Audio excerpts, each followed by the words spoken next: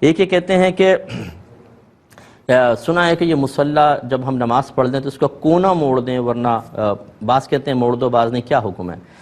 لیکن بعض لوگ یہ کہتے ہیں کہ یہ کونا موڑ دیں ورنہ شیطان اس پہ نماز پڑھے گا۔ یہ بڑے بھولے لوگ ہوتے ہیں، اگر شیطان کو نماز پڑھنی ہوتی تو وہ اللہ کی نافرمانی کیوں کرتا؟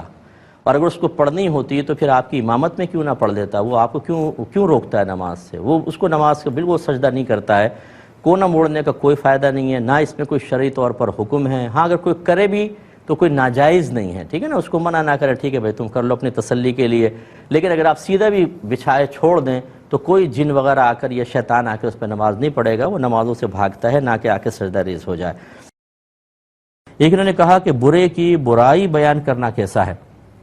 دیکھیں، برے دو طرح کے ہوتے ہیں، ایک اعلانیہ طور پہ برائی کرنے والے، دوسرے ایسے جو چھپ کر برائی کر رہے ہیں لیکن آپ کو پتہ چل گیا۔ جو اعلانیہ طور پہ برائی کر رہا ہے اس کی برائی کا بیان کرنا یہ غیبت نہیں ہوتی۔ نبی کریم صلی اللہ علیہ وسلم نے فرمایا جس نے حیا کا پردہ اپنے چہرے سے ہٹا دیا اس کی کوئی غیبت نہیں ہے، تو وہ تو آپ بیان کر سکتے ہیں۔ یہ جواز یا عدم جواز کی بات کر رہا ہوں، کوئی فضیلت نہیں ہے کہ بیان کریں تو بڑا ثواب ملے گا، بہتر ہے نہ ہی کریں، لیکن کر دیں تو گناہ بھی نہیں۔ دوسرا وہ شخص جو چھپ کر برائی کر رہا ہے اور آپ کو پتہ ہے، اس میں پھر یہ دیکھنا ہوگا کیا اس کی برائی کا اثر مسلمانوں تک پہنچ رہا ہے، لوگ اس کے اس برائی کو نہ جاننے کی وجہ سے دھوکے میں مبتلا ہو کر نقصان کا شکار ہو رہے ہیں کہ نہیں ہو رہے۔ جیسے کوئی غلط قسم کا عامل ہے، وہ یہ کہ آپ جانتے ہیں یہ فراڈ کرتا ہے، لوگوں کو بلیک میل کرتا ہے، غلط قسم کی تصویریں بنا لیتا ہے اور دیگر جیسے آج کل بہت سارے جعلی قسم کے عاملین ایسا کر رہے ہیں، تو اب اگر وہ سب کے سامنے عیاں نہیں ہے، آپ کو پتہ ہے، تو پھر اس کو ظاہر کرنا واجب ہے، کیونکہ نہیں کریں گے تو آپ کے مسلمان بھائی بہن مسلسل نقصان کا شکار ہوتے رہیں گے۔ یا کوئی دکاندار ایسا ہے جو چیزوں میں بہت زیادہ ملاوٹ کرتا ہے اور آپ کو پتہ ہے یہ ملاوٹ کرتا ہے اور دھوکے سے لوگوں کو بیچتا ہے، تو پھر اس کی برائی کو یہ بیان کرنے میں حرج نہیں۔